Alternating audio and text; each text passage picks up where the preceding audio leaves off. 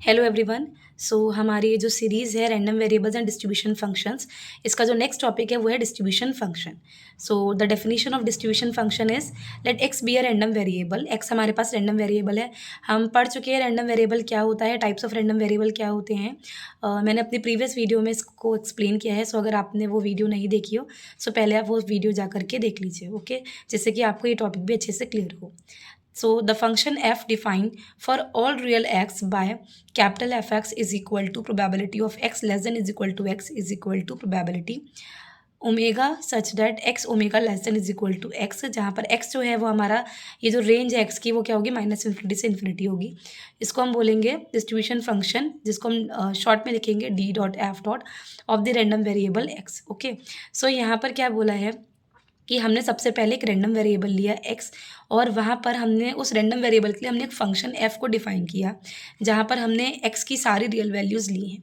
अच्छा, जो distribution functions होते हैं उनको हम डिनोट करते हैं कैपिटल लेटर्स से। ओके, सो ये हमारा पूरा फंक्शन है कि कैपिटल एफ एक्स, और इसके अंदर जो ये हमने प्रोबेबिलिटीज़ ली हैं क्या रैंडम वेरिएबल एक्स की, वो लेस देन इक्वल टू होना चाहिए स्मॉल एक्स से। और यहाँ पर जो स्मॉल एक्स की जो वैल्यू है ये माइनस इन्फिनिटी से इन्फिनिटी तक जाएगी। ओके, सो ये हमारा एक हमने फंक्शन जो है उसको डिफाइन किया है। ओके, क्लियरली जो डोमेन होता है डिस्ट्रीब्यूशन फंक्शन का वो होता है माइनस इन्फिनिटी से इन्फिनिटी, और जो रेंज होती है 0 to 1, मैंने यहाँ पे आपको रेंज बोल दिया था। सो यहाँ पे ये क्या है, हमारा डोमेन है, और रेंज इसकी क्या होती है 0 से 1, बिकॉज हमको पता है कि जो प्रोबेबिलिटी होती है वो हमारी कहाँ से होती है 0 to 1 होती है। सो दैट्स वाई यहाँ पर जो रेंज होगी हमारे पास डिस्ट्रीब्यूशन फंक्शन की वो 0 to 1 होगी। ओके, और ये बिग ब्रैकेट हमने यूज़ किया, इसका मीनिंग होता है कि दोनों ही क्या है इंक्लूडेड है, कि प्रोबेबिलिटी 0 भी हो सकती है 1 भी हो सकती है, but not less than 0 and not greater than 1। Okay, now here are some properties of distribution functions. The first one is if f is the distribution function of the random variable x and if a is less than b, then probability जो है x की greater than a and less than is equal to b अगर हम निकाल रहे हैं, सो वहाँ पर हम कैसे इसको कैलकुलेट कर सकते हैं कि फंक्शन की value at point B minus function की value at point A. Okay, so यहाँ पर हमने दो एलिमेंट ले लिए हैं अपने डोमेन से, ए और बी। सो और यहाँ पे बताया कि जो ए है वो लेस देन बी से है। तो यहाँ पे जब आप प्रोबेबिलिटी निकालोगे एक्स की, एक्स रैंडम वेरिएबल की, जहाँ पर ये जो एक्स की वैल्यू मतलब जो आप कैलकुलेट करोगे, जो एक्स की रैंडम वेरिएबल की जो हम वैल्यू लेंगे वो ए से ज़्यादा होनी चाहिए और बी के इक्वल या फिर लेस देन होनी चाहिए। ओके, तो यहाँ पर जो हमारे पास ये किसके इक्वल होगा, function of function at B minus function at A. Okay, now the second property is कि if F is a distribution function of one dimensional random variable X, अगर एक्स हमारे पास क्या है डिस्ट्रीब्यूशन फंक्शन है one dimensional random variable. Okay, यहाँ पर हम ये भी क्लियर करते हैं कि what is one dimensional random variable. So let S be the sample space associated with the given random experiment. हमने क्या किया, एक सैम्पल स्पेस लिया, और ये हमें पता है कि हम जब भी कोई एक्सपेरिमेंट परफॉर्म करते हैं तो वहाँ पर हमारे पास सैम्पल स्पेस जो रैंडम एक्सपेरिमेंट से एसोसिएट करता है वो होता ही होता है। ओके, सो यहाँ पर उन्होंने बोला कि एक रियल वैल्यूड फंक्शन जिसको हमने डिफाइन किया है सैम्पल स्पेस पर, and taking values in r minus infinity to infinity, means उसकी जो रेंज यहाँ पर है वो क्या है माइनस इन्फिनिटी से इन्फिनिटी पर है, मीन्स जो वैल्यूज़ आएंगी उस रैंडम एक्सपेरिमेंट की वो माइनस इन्फिनिटी से इन्फिनिटी तक होंगी। सो उसको हम क्या बोलेंगे, one dimensional random variable. Okay, because हम एक ही वेरिएबल की बात कर रहे हैं, उसको हम डिफाइन कर रहे हैं एक रियल वैल्यूड फंक्शन पर। Okay, now if the function values are ordered pairs of real numbers, now अगर हमारे पास जो फंक्शन की वैल्यूज़ हैं वो किस में आ रही हैं, ऑर्डर्ड पेयर्स में आ रही हैं, देन जो हमारे पास जो फंक्शन होगा वो क्या होगा, टू डायमेंशनल रैंडम वेरिएबल होगा। फॉर एग्जांपल हम रैंडम वेरिएबल का एसोसिएट कर रहे हैं रैंडम वेरिएबल और उसकी जो प्रोबेबिलिटी है करस्पॉन्डिंग रैंडम वेरिएबल की, अगर हम उसका ऑर्डर्ड पेयर फॉर्म कर देंगे तो हमारे पास वो जो फंक्शन, फिर हम जो फंक्शन डिफाइन करेंगे वो हमारा क्या हो जाएगा, फिर जो हम रैंडम वेरिएबल उसके लिए डिफाइन करेंगे वो क्या हो जाएगा, to dimensional random variable. Okay, more generally अगर आपके पास एन डायमेंशनल रैंडम वेरिएबल है, सो वो सिंपली क्या होगा, अ फंक्शन जिसका डोमेन क्या हो जाएगा एस, एंड जिसकी रेंज हो जाएगी वो क्या हो जाएगी, collection of N tuples of real numbers. Okay, so ये हमारा था one dimensional random variable and two dimensional random variable. Now अब हम अपने टॉपिक पर आते हैं। सो यहाँ पर हमारा जो एफ है वो क्या है, एक डायमेंशनल डिस्ट्रीब्यूशन फंक्शन है one dimensional random variable x का। देन यहाँ पर ये जो एफ एक्स होगा इसकी जो वैल्यू होगी वो ग्रेटर देन इक्वल टू 0 होगी and less than equal to 1 होगी। ओके, एंड अगर हमने एलिमेंट्स लिए हैं एक्स और वाई, जहाँ पर एक्स लेस देन वाई है, तो इस एक्स वेरिएबल पर इस फंक्शन की जो वैल्यू होगी वो भी less than equal to function की वैल्यू एट वाई पर होगी. Okay, in other words all distribution functions are monotonically non decreasing and lie between 0 and 1.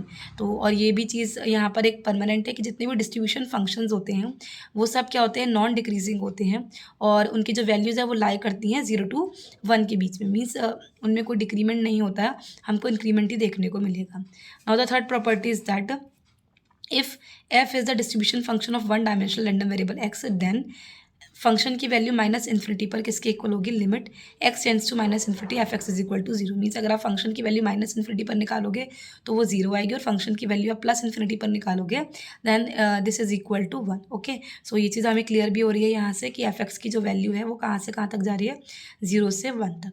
Okay, so these are the properties of your distribution function. हमने अपनी last video में पढ़ा था types of random variable, जिसमें हमने दो random variable पढ़े थे, discrete random variable and continuous random variable. So यहाँ पर दोनों रैंडम वेरिएबल से जो एसोसिएटेड फंक्शन होता है सो उसको हम बोलते हैं प्रोबेबिलिटी मास फंक्शन एंड दूसरा हमारा होता है प्रोबेबिलिटी डेंसिटी फंक्शन, जो कि हम आगे पढ़ेंगे. सो जो प्रोबेबिलिटी मास फंक्शन है, सो इस फंक्शन में जो हम रैंडम वेरिएबल लेते हैं वो हमारा क्या होता है, one dimensional discrete random variable होता है. Okay, so if x is a one dimensional discrete random variable taking at most a countably infinite number of values x1 x2, then its probabilistic behavior at each real point is described by a function called the probability mass function. Okay, now अब यहाँ पर उन्होंने बोला है कि probability mass function में हमारा random variable तो डिस्क्रीट रैंडम वेरिएबल है, बट यहाँ पर हम जो वैल्यूज़ ले रहे हैं वो काउंटेबली इन्फाइनाइट का मतलब कि वैल्यूज़ तो बहुत सारी हैं बट आप उनको काउंट कर सकते हो. ओके, सो काउंटेबली इन्फाइनाइट का मीनिंग ये है. सो ये वैल्यूज़ हमारी x1 x2 up to infinite है, सो इसलिए यहाँ पे कोई लास्ट लिमिट नहीं दी है बट आप इनको काउंट कर सकते हो. सो जो इसका प्रोबेबिलिस्टिक बिहेवियर होगा ईच पॉइंट पर उसको हम डिस्क्राइब करेंगे एक फंक्शन से और उस फंक्शन को हम क्या बोलेंगे, प्रोबेबिलिटी मास फंक्शन. ओके, सो आपको ये चीज़ बहुत अच्छे से क्लियर होनी चाहिए कि अगर हम प्रोबेबिलिटी मास फंक्शन पढ़ रहे हैं तो वहाँ पर जो रैंडम वेरिएबल यूज़ होगा वो हमेशा क्या होगा, discrete random variable. Okay, now इसकी डेफिनेशन है, if x is a discrete random variable with distinct values x1 x2 up to xn, up to not up to xn, ये आगे भी एक्सटेंड करा बिकॉज हमने यहाँ पे इनफाइनाइट काउंटेबल वैल्यूज ली हैं. Then the function p x defined as, फिर ये जो फंक्शन पी एक्स इसको हम कैसे डिफाइन करेंगे, सो कैपिटल, मैंने भी बोला था आपको कि फंक्शंस को हम कैपिटल लेटर से डिनोट करते हैं. So P X random variable X है, एक्स इज इक्वल टू यहाँ पर probability of x is equal to X I is equal to small P I. If x is equal to X I means अगर x is equal to X I है, so यहाँ पर हम probability किसी भी random variable x आई की हम इस तरीके से लिखेंगे और 0 अगर x is not is equal to X I, और जहाँ पे आई हमारा क्या है 1 2 3 अप टू जहाँ तक हमारे रैंडम वेरिएबल्स है. ओके, इस call the probability mass function of random variable x. Means इस तरीके से हम अपने प्रोबेबिलिटी मास फंक्शन को डिफाइन करेंगे. ना इसकी कुछ कंडीशंस हैं, क्या है कि जो प्रोबेबिलिटी होती हैं ईच रैंडम वेरिएबल की वो हमेशा या फिर ईच जब आप एक्सपेरिमेंट परफॉर्म कर रहे हो सो हर ट्रायल की जो प्रोबेबिलिटी होती है वो मस्ट बी ग्रेटर देन 0 होनी चाहिए, जो कि हमको पता है. एंड जो समेशन होता है कि आपने एक रैंडम वेरिएबल एसोसिएट किया एक्सपेरिमेंट में, तो जितने भी आपने इवेंट लिए उन सब की जो प्रोबेबिलिटी का सम होगा वो हमेशा इक्वल टू 1 होना चाहिए. ये कंडीशन हम एसोसिएट करते हैं अपने प्रोबेबिलिटी मास फंक्शन के साथ. नेक्स्ट है हमारा प्रोबेबिलिटी डेंसिटी फंक्शन. सो यहाँ पर जो रैंडम वेरिएबल एसोसिएट होता है वो है कॉन्टिन्यूस रैंडम वेरिएबल. मीन्स जो कॉन्टिन्यूस रैंडम वेरिएबल है उसके लिए हम जो फंक्शन लेते हैं वो हमारा होता है प्रोबेबिलिटी डेंसिटी फंक्शन. ये आपको अच्छे से याद रखना है. Consider the small interval x x plus D x of length d x round the point x. Let f x be any continuous function of x so that जो f x D x है वो हमारा represent करेगा probability late जो x है वो fall करेगा in the infinitesimal interval x x plus D X. यहाँ पर ये जो वर्ड है ना इनफाइनाइटेसिमल, इसका मतलब है कि बहुत ज़्यादा स्मॉल. ओके, यहाँ पर ये जो डी एक्स है ये हमारी बहुत वेरी स्मॉल वैल्यू है. ओके, सो सिम्बॉलिकली इसको हम इस तरीके से रिप्रेजेंट करेंगे कि जो प्रोबेबिलिटी होगी कोई भी रैंडम वेरिएबल एक्स की वो डिफाइन हम करेंगे एक्स से एक्स प्लस डी एक्स के बीच में, एंड फिर इस फंक्शन को हम इससे डिनोट करेंगे क्या, F x D X. Okay, so यहाँ पर ये हमारा कर्व है और ये कर्व हमारा जो है वो क्या है, कॉन्टिन्यूस रैंडम वेरिएबल का कर्व है. ओके, ये जो कर्व है ये हमारा y is equal to f x का कर्व है और यहाँ पर हमने एक बहुत इनफाइनाइटेसिमल इंटरवल लिया है जो कि हमारा x से x प्लस डी एक्स तक है. ओके, और ये जो अंदर पूरा एरिया है ये हमारा रिप्रेजेंट कर रहा है एफ एक्स टी एक्स को। और यहाँ पर इस पॉइंट पर जो हमारी वैल्यू है वो आ जाएगी X minus one by two D X, and इस पॉइंट पर जो हमारी वैल्यू हो जाएगी X plus one by two D X. Okay, so ये कर्व है हमारा प्रोबेबिलिटी डेंसिटी फंक्शन के लिए। ओके, इसकी डेफिनेशन हम देख लेते हैं।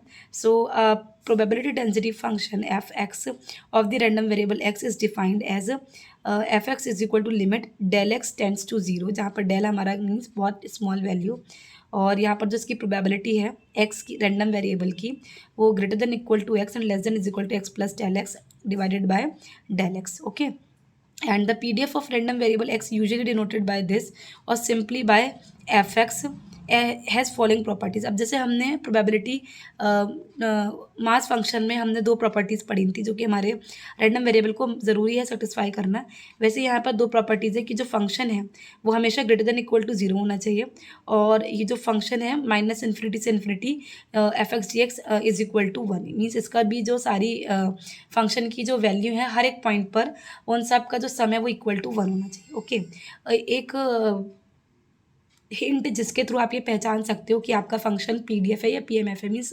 प्रोबेबिलिटी डेंसिटी फंक्शन है, प्रोबेबिलिटी मास फंक्शन है, तो वो ये है कि कॉन्टिन्यूस रैंडम वेरिएबल में हम इंटीग्रल साइन का यूज़ करते हैं बिकॉज क्योंकि वहाँ पे एक रेंज होती है, आपके पास वैल्यूज़ इनफाइनाइट है मीन्स, तो इसलिए माइनस इन्फिनिटी से इन्फिनिटी कोई भी वैल्यू जो है वो आपका रैंडम वेरिएबल ले सकता है। सो दैट्स वाई यहाँ पर हम इंटीग्रल यूज़ करते हैं, और इन प्रोबेबिलिटी मास फंक्शन हम समेशन का यूज़ करते हैं बिकॉज वहाँ पर हमें पता है कि हमारी जो वैल्यूज़ हैं वो फाइनाइट और काउंटेबल हैं, सो हम उनका सम ईजिली कर सकते हैं। ओके, सो ये दो चीज़ें हैं जिससे आप पता लगा सकते हो कि आपका जो फंक्शन है वो पीडीएफ है या फिर पीएमएफ है।